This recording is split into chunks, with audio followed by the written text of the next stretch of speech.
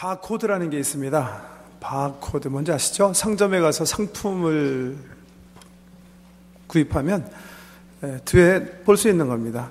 1년 넘버죠. 고유 넘버인데요. 1980년대에 개발이 되어서 지금은 대부분의 나라에서 사용하는 상품 고유 번호들이죠. 특별히 그 컴퓨터랑 함께 만나서요. 1980년대부터 물류 유통업계 혁명을 일으킨 그런 기기다 할 수 있죠. 특별히 월마트가 이 바코드를 잘 사용해가지고 물류 유통에 성공했기 때문에 시적으로 대기업으로 성장하는 발판도 삼았다, 그렇게 볼 수가 있답니다. 그런가 하면 마이크로칩이라는 게 있습니다. 여러분 혹시 크레딧 카드 사용하시는 분들 가운데 이미 크레딧 카드 속에 이렇게 마이크로칩스를 가지고 있는 그런 카드를 사용하시는 분들이 계실 거예요. 그것도 한 3, 4년 전부터 이제 도난 방지 등등을 목적으로 해서 마이크로칩스, 그 조그만 그 은박지 그 칩스에 보통 우리가 이 대학 노트로 하면 250개 종이에 쓸 수 있는 분량을 집어넣을 수 있는 그런 기기입니다. 그거랑 비밀번호 해가지고 좀 도난 방지용으로 이제 개발이 돼서 지금은 세계적으로 크레딧 카드에 많이 사용되고 있죠. 마이크로칩스. 크레딧 카드 얼마나 편합니까? 현찰 없이도 어느 나라 가서든지 크레딧 카드만 가지고 있으면 이제는 물품을 구입할 수 있는 그런 시대입니다. 그런데 크레딧 카드에는 단점이죠. 분실할 수 있고 또 도난당할 수 있고 남이 사용하면 엄청난 그 피해를 입힐 수가 있습니다. 그래서 말씀드린 것처럼 마이크로칩스, 비밀번호를 사용해서 각종 보안들을 하고 있는데요. 이 도난 혹은 분실을 방지하기 위해서 지금 연구되고 있는 칩스가 있습니다. 그 이름이 바로 생체칩이라는 겁니다. 혹시 들어보셨나요? 사람 몸속에 쌀알만한 캡슐에다가 마이크로칩스를 집어넣어가지고 그냥 이렇게 손에 이렇게 간단하게 시술해서 집어넣으면 그 속에 첫째는 이제 금융정보가 다 들어가 있는 거죠. 그래서 카드 이렇게 사용하지 않고 손 이렇게 대기만 하면 거기서 결제가 될 수 있고 내 은행 정보가 다 나올 수 있는 그런 생체칩이라는 게 지금 개발이 돼서 지금 이미 사용이 되고 있어요. AID라는 미국 회사, 이제 우리 미국 정부에서도 지원해서 함께 키워가는 기업에서 전 세계적으로 이제 보급돼서 사용하고 있는데, 금융 정보뿐만이 아니라 메디컬 인포메이션도 다 들어가 있는 거예요. 특별히 지금 사용하시는 분들은 예를 들면 치매가 있으신 분, 그런 분들 굉장히 편하겠죠, 그죠? 길을 잊어버렸더라도 중앙 컴퓨터에서 그분이 어디인지 금방 추적해낼 수 있게, 그런 거 하면 동물에 지금 또 많이 사용되기도 하고요. 특별히 중병이 있으셔서 길거리에 갑자기 쓰러져서 누우시는 그런 경우에 메디컬 팀들이 금방 그 생체칩, 그 회사 AIG에서 만들어낸 그 칩스의 이름이 베리칩입니다. 베리칩 사용해서 그 사람의 메디컬 정보를 이렇게 끄집어낼 수 있다는군요. 미래 전망으로 보면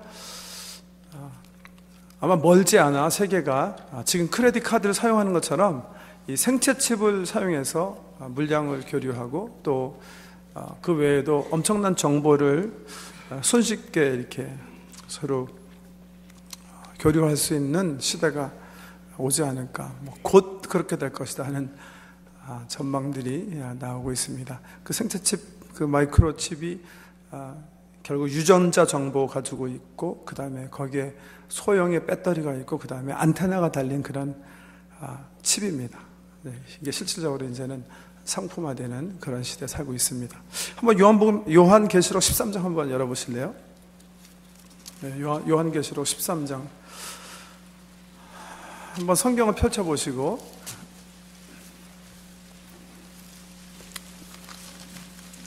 요한복음 13장 1절에 보면, 한번 1절 한번 읽어드릴게요. 내가 보니 바다에서 한 짐승이 나오는데 뿔이 열이요 머리가 일곱이라 그 뿔에는 열 왕관이 있고 그 머리들에는 신성 모독하는 이름들이 있더라.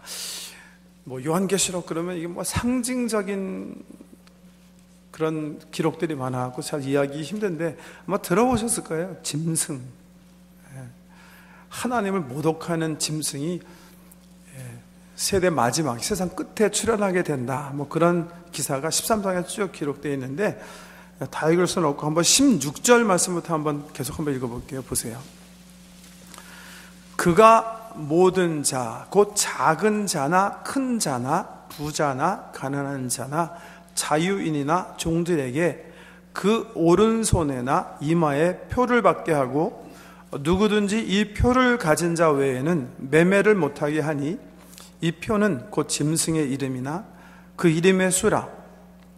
지혜가 여기 있으니 총명한 자는 그 짐승의 수를 세어보라. 그것은 사람의 수니 그의 수는 666이니라. 들어보셨죠? 짐승의 수 666. 계시록 그러면 제일 많이 나오는 단골 메뉴가 이 짐승 666, 바벨론, 음녀, 이런 심볼들인데요. 제가 질문 하나 던지고 싶은 게, 정말 베리칩이라는 거, 이 생체 칩이 이 성경에서 얘기하는 이 짐승의 표일 것인가? 여러분 어떻게 생각하세요? 여기 지금 매매에 필요한 어떤 짐승의 표가 있다 그랬는데 이게 정말 이 생체 칩일 것인가? 이쪽으로 가는 것인가? 한번 퀘스천을 던지고 싶었고요. 여러분 오늘 무슨 주일인지 아시죠? 대강절 첫 번째 주일입니다. 그래서 여기 앞에 강단에 이 컬러도 바꿨는데요. 성령 강림 주일 마치고 이제 대강절 첫 번째 주일. 대강절은 크리스마스의 기준에서 보면 크리스마스 전 4주가 대강절이에요. 대강절이 뭐 하는 주일인가? 그래서 오해하시는 분이 계세요.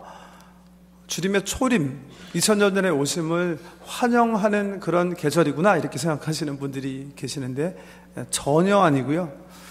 대라는 게 기다림, 강림 맞는데요. 초림을 우리가 기념하고 기다리는 주간이 아니라 주님의 다시 오심, 재림을 소망하면서 세계교회가 함께 지내는 게 바로 이 대강절입니다. 그 대강절의 첫 번째 주일이 오늘인데요. 교회력으로 보면 새해나 다름없죠. 오늘이 처음 시작하는 절기가 애드벤트, 대강절입니다. 이 대강절, 이 성경에 보면요, 구약에 보면 예수님의 이 세상 방문하시는 초림, 우리 크리스마스죠. 그 초림을 예언하는 예언이 있고 주님의 재림에 대한 예언이 있어요.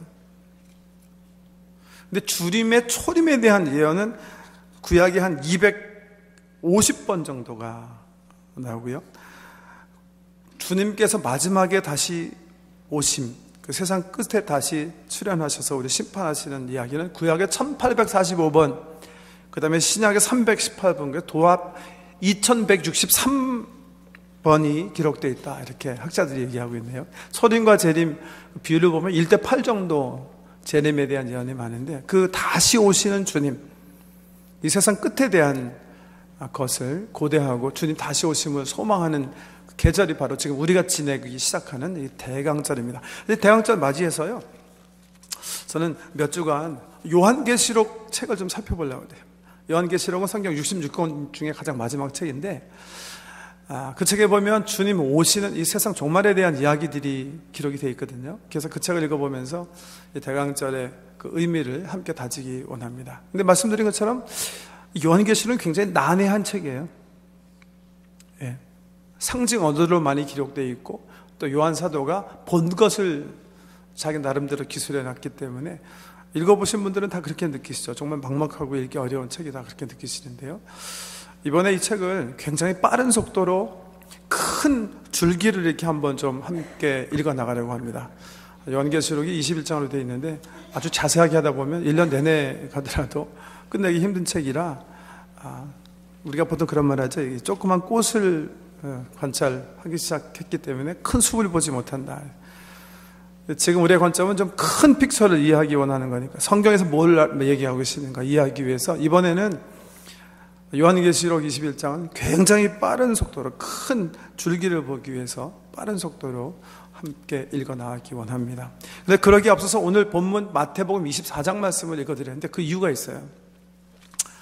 여러분, 어떤 세상의 종말의 관점에서 볼 때 성경 66권 가운데 이 종말에 대해서 우리가 얻을 수 있는 지혜를, 종말에 대한 지혜를 얻을 수 있는 책이 두 권이에요. 구약의 한 권, 신약의 한 권. 구약에서는 역시 다니엘서입니다. 다니엘서는 12장으로 되어 있는데 7장부터 12장까지가 이 마지막 펼쳐질 일에 대한 예언의 말씀들이 기록되어 있어요. 그리고 요한계시록입니다. 예, 요한 사도가 반모섬에 유배에 가서, 귀양 가서, 거기서 하나님께서, 우리 예수님께서, 부활하신 주님께서 나타나셔서 말씀하신 내용, 그 다음에 보여주신 일들을 기록한 게 요한계시록. 이 두 책인데요, 그러기에 앞서서 복음서에서 우리가 주목해야 되는 한 부분이 있어요. 어떻게 보면 이 난해한 요한계시록 책을 이해할 수 있는, 이해하게 해주는 그 중심축이 될 만한 굉장히 중요한 말씀이 있어요. 이것은 사도 요한 한 분에게 얘기한 게 아니라 사도들, 12사도들에게 예수님께서 공동체적으로 하신 그런 말씀이에요.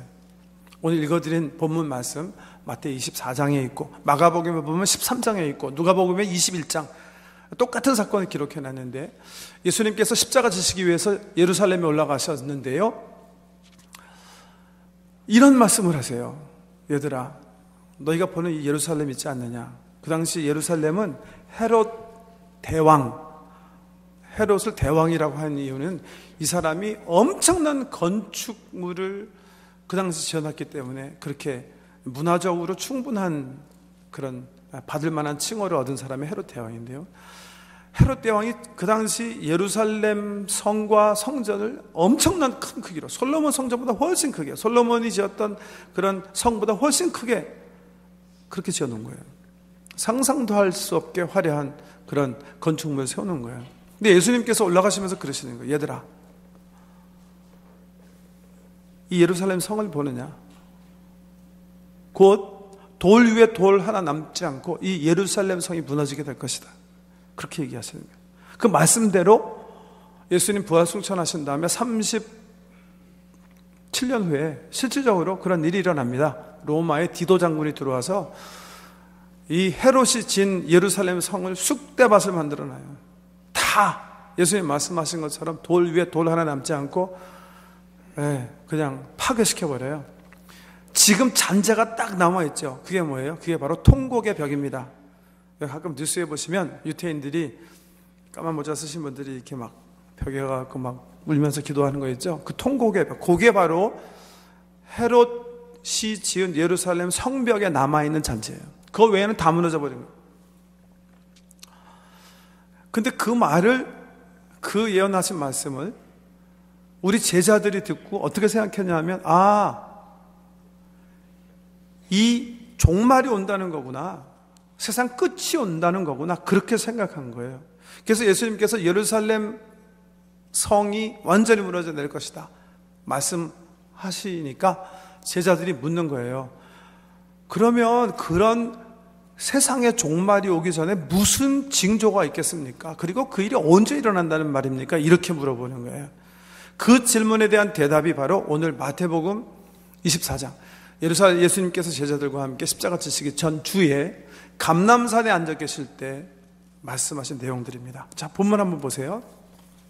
역시 오늘 마태복음 24장 본문도 큰 골격 부분에서 그냥 이해하고 넘어가려고 그래요. 소소하게 이해하려고 그러면 역시 이것도 시간도 걸리고 또 나중에 자세하게 보면 큰 픽처가 보이지 않으시겠습니까? 한번 보세요. 마태 24장 1절 말씀부터 한번 보세요. 제가 지금 설명드린 내용인데, 예수께서 성전에서 나와서 가실 때에 제자들이 성전 건물들을 가리켜 보이려고 나아오니 대답하여 이르시되 너희가 이 모든 것을 보지 못하느냐? 내가 진실로 너희에게 이르노니 돌 하나도 돌 위에 남지 않고 다 무너뜨려지리라. 하루 이틀이 지난 다음에 3절인데요, 예수께서 감람산 위에 앉으셨을 때에 제자들이 조용히 와서 이르되 우리에게 이르소서 어느 때 이런 일이 있겠사오며 또 주의 임하심과 세상 끝에는 무슨 징조가 있사오리까? 이렇게 물었다는 거죠. 제가 설명드린 그대로죠. 예루살렘 성벽이 무너져 내릴 것이다, 그렇게 얘기하셨는데 제자들은 그 말씀을 세상이 곧 끝난다는 말씀이구나, 그렇게 생각하고 그렇게 물은 거예요. 그래서 4절 이하에 예수님께서 쭉 설명하시는 게 25장까지 기록되어 있어요. 2장에 걸쳐서 아주 자세히 기록되어 있어요. 25장은 세상 끝을 준비하는 성도가 어떻게 살아야 되나를 3가지 비유로 말씀하시죠. 그 유명한 열처녀의 비유, 달란트 비유, 양과 염소의 비유. 24장 말씀은 제자들이 물은 질문에 대한 예수님의 대답이십니다.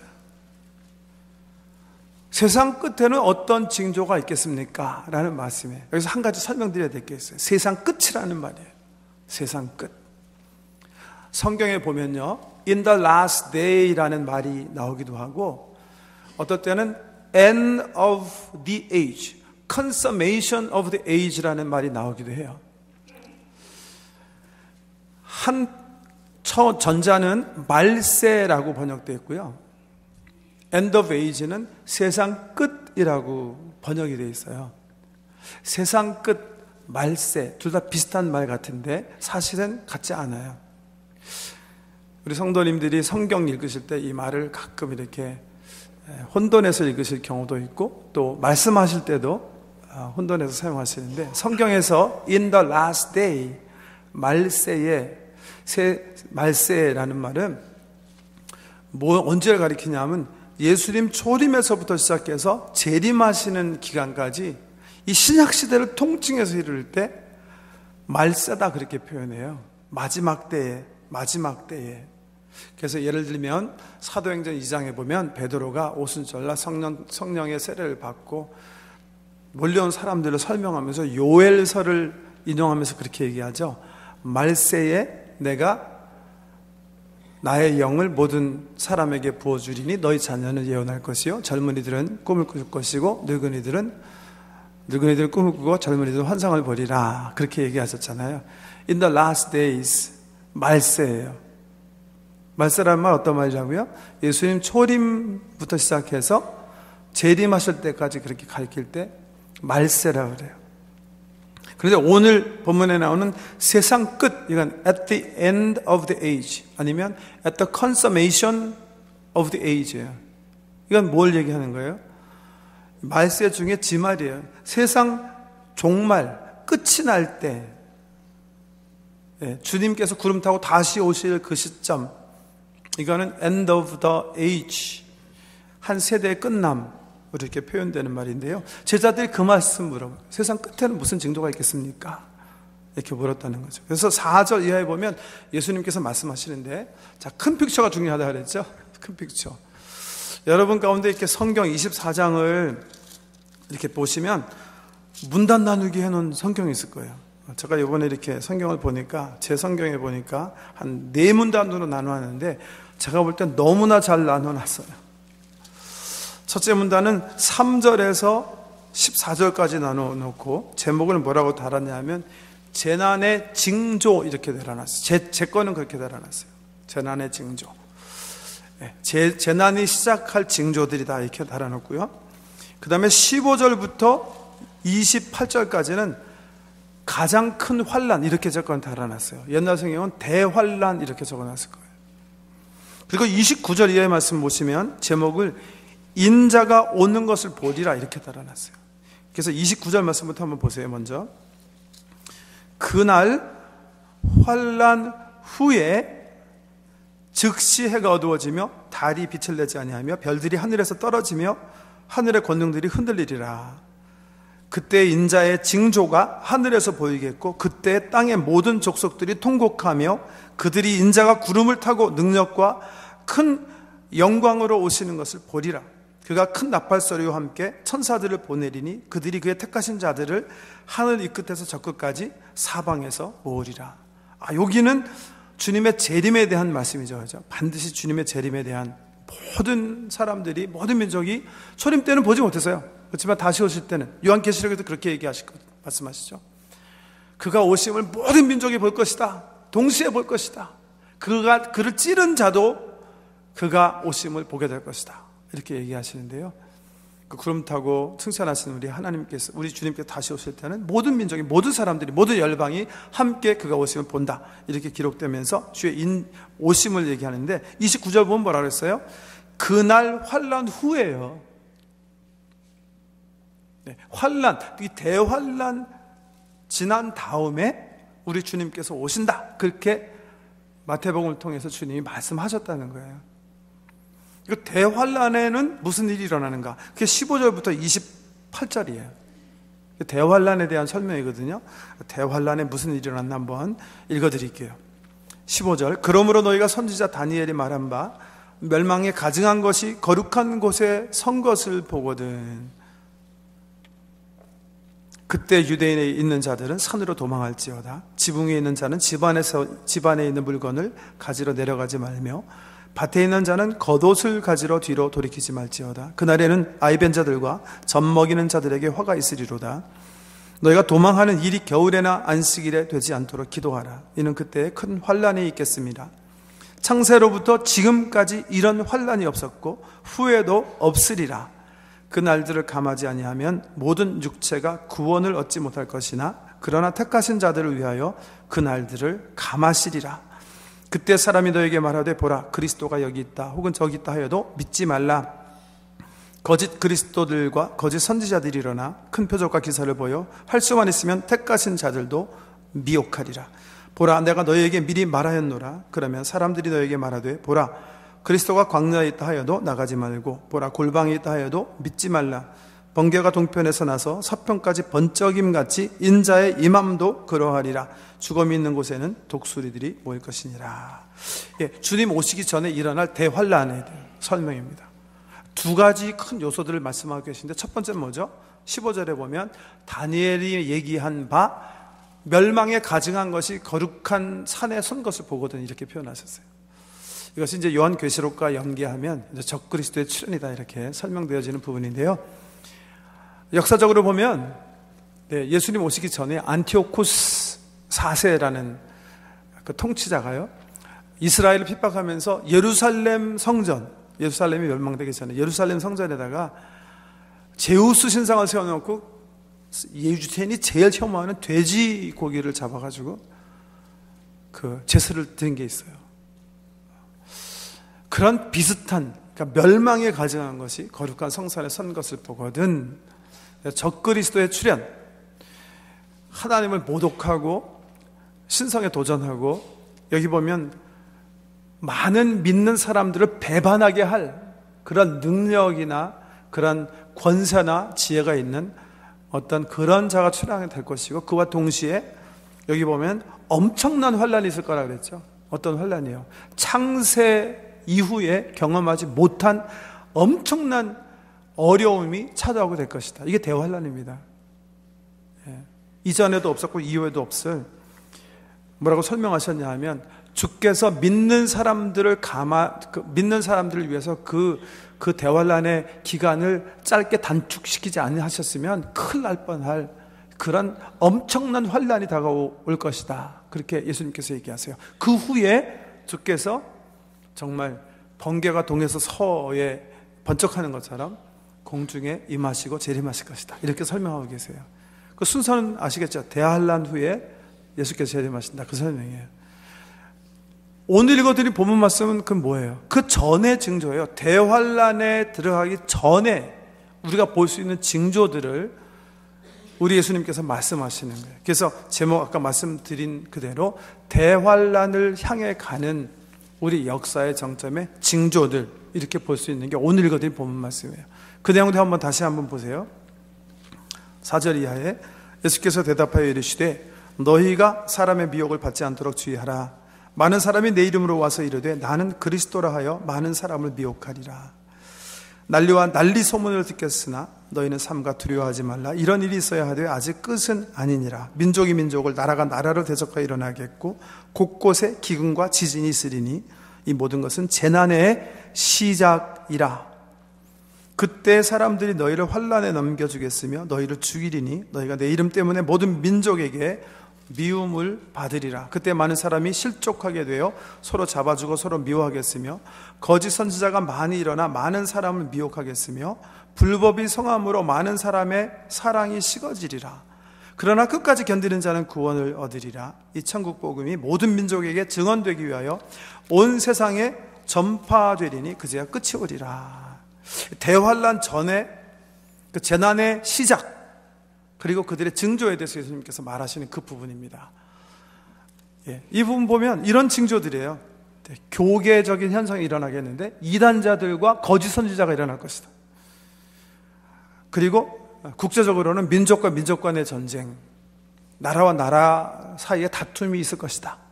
그렇게 얘기하셨고, 자연적인 형상으로는 기근이 있을 것이고 지진이 있을 것이다. 재난이 올 것이다. 그렇게 얘기하셨고, 그러면서 우리 교회는 환난과 핍박을 받게 될 것이다.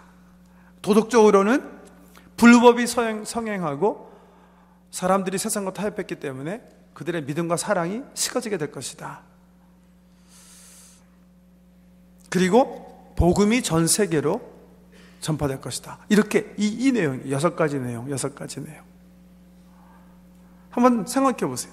이 내용 가운데 가만 살펴보면요, 지금 우리가 살고 있는 때가 어느 때인가를 가름하게 해주는 그 시간에 관계된 내용들이 좀 있습니다. 근데 제가 생각할 때는요, 대부분은 아닌 것 같아요. 좀 모호해요. 모호한 것도 많습니다. 모호한 것부터 좀 생각해 볼게요. 이단자들과 거짓 선지자들이 출현했다. 지금도 많이 출현하고 있습니다. 한국의 예수라고 스스로 생각하는 사람들이 100명이 넘는다고 그러니까요. 등등 항상 있어 왔습니다. 지금 미국에도 지금 특별히 워싱턴주 가면요, 시애틀 많습니다. 특별히 따뜻한 지방에 맞는 것 같아요. 그냥 텐트 치고 사실 수 있으니까 뭐 그런 것 같은데요, 예수님처럼. 그런데 20세기라고 많아진 건 아닌 것 같습니다, 제가 생각하기에는. 왜냐하면 초대교회 시절부터 보면 거짓 선지자들이 항상 있었습니다. 이단들이 항상 있었습니다. 그래서 교회는 항상 이 이단들과 싸움을 그친 적이 없습니다. 그래서 사도신경도 만들고 삼위일체라는 교리도 만들고요, 계속해서 이 이단들 때문에 투쟁해 왔습니다. 그러니까 비단 지금 20세기 말에만 정말 이 이단들 들끈다 그렇게 말할 수는 없다는 거죠. 그런가 하면 민족과의 전쟁, 나라와 나라 사이의 전쟁도 어떻게 보면요, 사실은 뭐 정말 20세기에 우리가 들어서 1차, 2차 세계대전 통해서 뭐 엄청난 사람이 죽고 피해를 입히고 대전을 치렀는데요, 그 정도 스케일은 아니지만 예수님 초림 때부터 시작하더라도 뭐 엄청난 전쟁을 통해서 민족이 민족을 죽였고 나라가 나라와 싸움을 했고요, 이 세상에 전쟁이 끊어진 역사는 없습니다. 매년 메이저 배틀이, 아주 큰 사건들이 계속 터지는 역사 속에서 우리가 살아왔어요.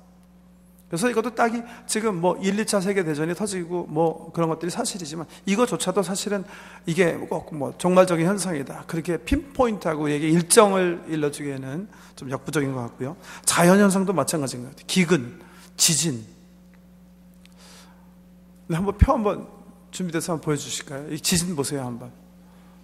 제가 2000년대에 일어난 지진, 대지진들을 이렇게 모아봤는데요, 중국 하이완 대지진 20만 명 죽었다고 해요. 관동 대지진 14만 명 죽었다고 해요. 투르크메니스탄 어딘지 모르겠지만 11만 명 죽었다고. 이탈리아에서는 7만 2천. 70년대 페루에서 7만 명. 중국 탕산에서 76년에 25만 명.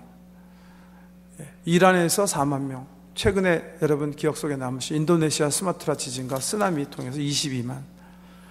북부 파키스탄에 8만. 2008년에 중국 사천성에 8만. 최근에 우리 또 헤이티, 우리 선교 오랫동안 했던 헤이티에 또 7만이죠. 엄청나게 많이 일어났잖아요. 근데 그런 거 하면요, 1556년에도요, 중국 명나라 시절 산 시대에 83만 명이 죽었대요. 근데 사실은 뭐 지진도 마찬가지예요. 2000년대 들어와서 19세기, 20세기에 들어와서 뭔가 좀 대지진이랑 큰 지진이 많이 일어난 건 사실이지만, 지진을 연구한 학자들의 말에 의하면 지진은 초림 시절부터 끊임없이 있었대요. 끊임없이. 근데 요즘은 이제 도시 집중 현상이 일어나면서 더 많은 그 인명피해를 입히는 그런 지진으로 확산됐을 뿐, 사실은 이 지구의 진통은 실질적으로 학문적으로 이렇게 밸런싱 한다고 그러지 않습니까?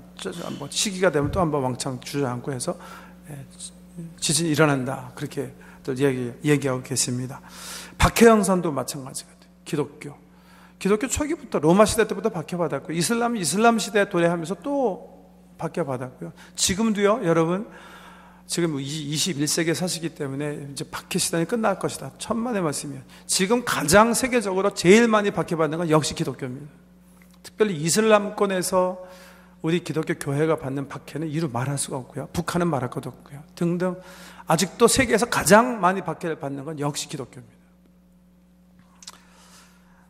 이 박해는 그렇지만 초대교회 시절부터 계속 또 연이어져 온 거예요. 도덕적인 현상도 마찬가지고요. 지금 엄청나게 타락 현상이 일어나지만, 로마 제국이 멸망할 때도 세기 말적인 그런 현상들이 계속 일어났다, 역사학자들이 얘기하는 바입니다. 그래서 사실은 이런 도덕적 현상이나 박해 현상이나 자연 현상이나 전쟁 등등 국제적인 형상, 이런 형상들이 구태여 꼭 우리에게 어떤 시간을 말해주는 그런 부분들이다, 그렇게 말하기에는 좀 모호한 점이 있다, 그렇게 말할 수밖에 없다는 거죠.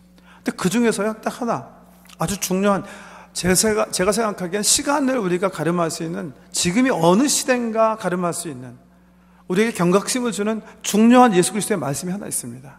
그게 오늘 본문의 14절 말씀인데요.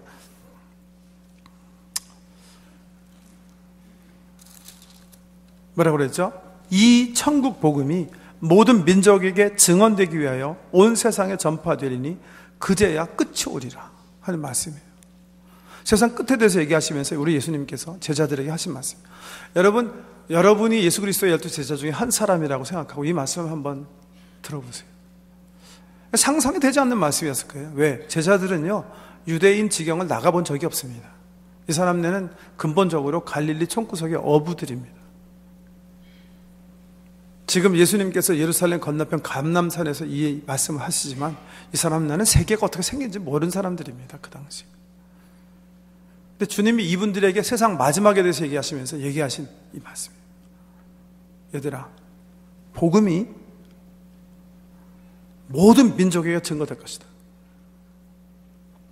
그리고 끝이 올 것이다. 그렇게 얘기하신 다음에 대환란을 얘기하셨다는 거예요. 여러분, 복음은 실질적으로 예루살렘부터 시작하게 되죠. 사도행전 보면 그 복음이 주로 서전합니다. 교회사에 의하면 도마가 인도의 복음을 갖다고 하지만 많이 꼽히지 못했고요. 복음이 주로 서전합니다.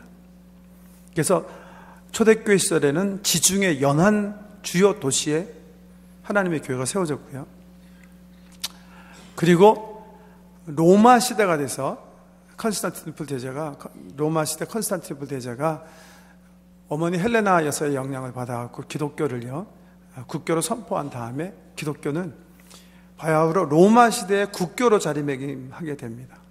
그러면서 이 로마가 통치하는 유럽의 한 종교로 자리매김합니다. 근데 7세기경에 이슬람이 일어나기 시작했죠. 마호메트가 새로운 종교를 아랍권에서 만들어냅니다. 그래가지고 중동 지방 중심, 북아프리카 중심한 이슬람과 우리 기독교가 유럽에서 대치하게 되죠. 그런 국면으로 쭉 중세를 맞이하게 됩니다. 그리고 14, 15세기에 들어서 소위 이제 식민지 시대, 스페인과 포르투갈이 주도하는 식민지 시대가 도래하게 되는데요. 그들이 이해한 복음이 그들의 식민지 정책 그 진보와 함께 북아프리카 그리고 남아메리카로 들어가게 됩니다. 그리고 여러분 잘 아시는 대로 북아메리카는 청교도들이 신앙의 순수함을 지키기 위해서 이쪽으로 이주하면서 복음화한 그런 나라가 됩니다. 그런 복음이 점진적으로 아시아에 전달되죠.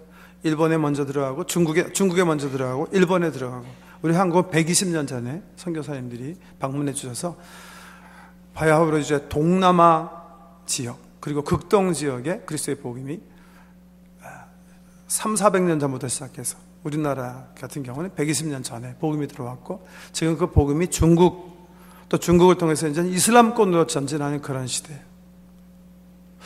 옛날에는 우리 예수님께서 말씀하실 때는 상상하지도 못하던 그런 일들인데요, 지금 20세기에 현실화돼가는.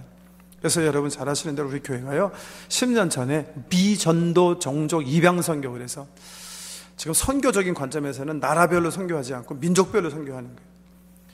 전체 세계 민족 수가 한 2만 정도 되는데요, 그 중에 3천, 그 중에서도 큰 민족 그룹인 1200민족이 복음을 듣지 못했기 때문에 그 1200민족을 마지막에 집중적으로 전도하자.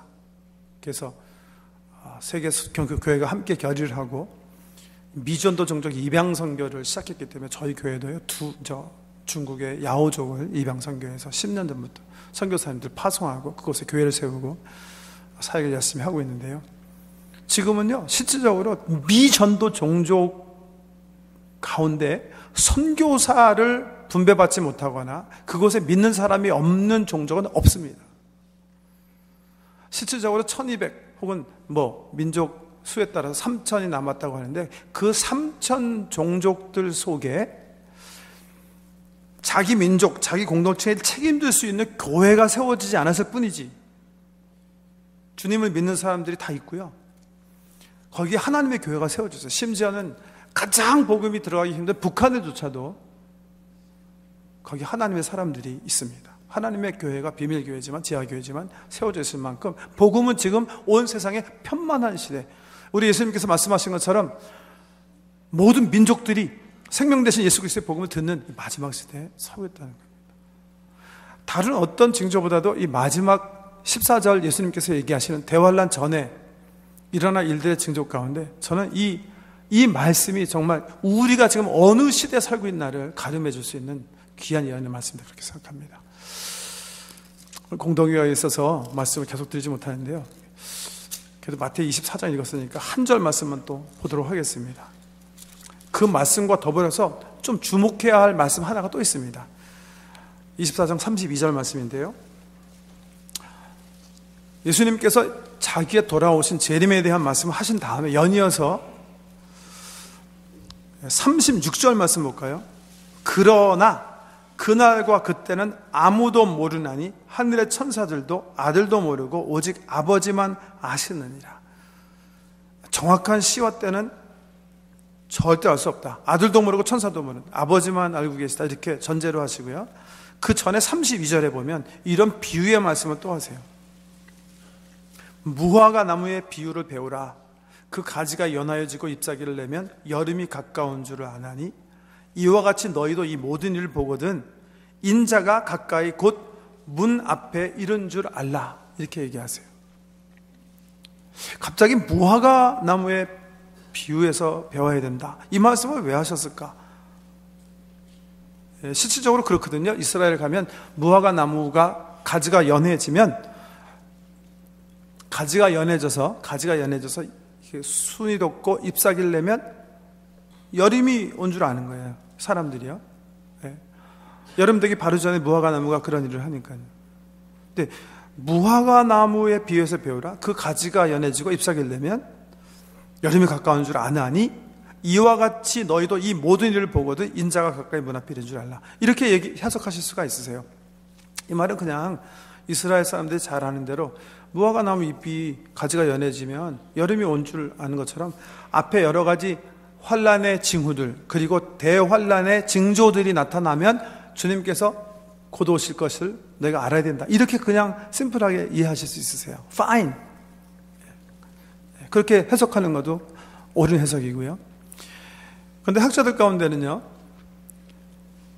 이 무화과 나무의 비유를 조금은 더 심도 있게 이렇게 해석하시는 분들이 계세요. 무화과 나무가 상징하는 건 이스라엘이거든요. 우리나라의 꽃은 뭐죠? 무궁화지 않습니까? 근데 이스라엘을 상징하는 나라는 무화과거든요. 근데 예수님께서 지금 이렇게 얘기하셨다는 거예요. 무화과의 꽃이 피게 될 때 그때가 가까운, 인자가 가까운 줄 알라, 이런 말씀을 하셨다는 거죠. 여러분, 이스라엘은요, 좀 아까 말씀드린 것처럼 예수님 오시기 600년 전에 나라를 잊어버렸어요. 바벨론이라는 나라에 의해서 나라 주권을 빼앗기고, 그 다음부터는 계속해서 페르시아, 그리스, 로마 계속 통치받으면서 나라의 주권을 찾지 못했어요. 독립하지 못하고 쭉 지내왔어요. 이런 상태에서 우리 예수님께서 얘기하셨다는 거죠. 마치 우리나라가 일제 밑에서 나라를 잊어버렸을 때, 독립에 대한 관심이 고조할 때 예수님께서 무궁화 꽃이 다시 피게 되면 인자가 올 때가 가까운 줄 알라, 그렇게 말씀하신 것처럼, 그렇게 무화과 나무의 가지가 연하여져요. 꽃이 날 때가 되면 그 여름이 가까운 줄 알라, 그렇게 말씀하셨다는 거죠. 그래서 이스라엘의 상징성을 이 무화과 나무가 하는 게 우리 예수님의 의도였다면, 이스라엘의 독립을 의미한다는 거죠. 이스라엘의 독립. 여러분, 역사 시간에 배우셨겠지만 이스라엘 언제 독립하죠? 1948년에 독립합니다. 1948년. 그런데 이 해석을 우리 교계가 이렇게 선택하게 해주는 또 하나의 말씀이 있어요. 누가복음 21장 말씀인데 한번 열어보세요. 누가복음 21장에 보면 똑같은 그 감람산에서 예수님께서 제자들에게 하신 종말에 대한 강화인데요, 29절 말씀 보세요. 여기서는요, 무화과 나무에 비유해서 배우라 이렇게 말씀하지 않고 뭐라고 그러셨냐 하면, 29절, 이에 비유로 이르시되 무화과 나무와 모든 나무를 보라.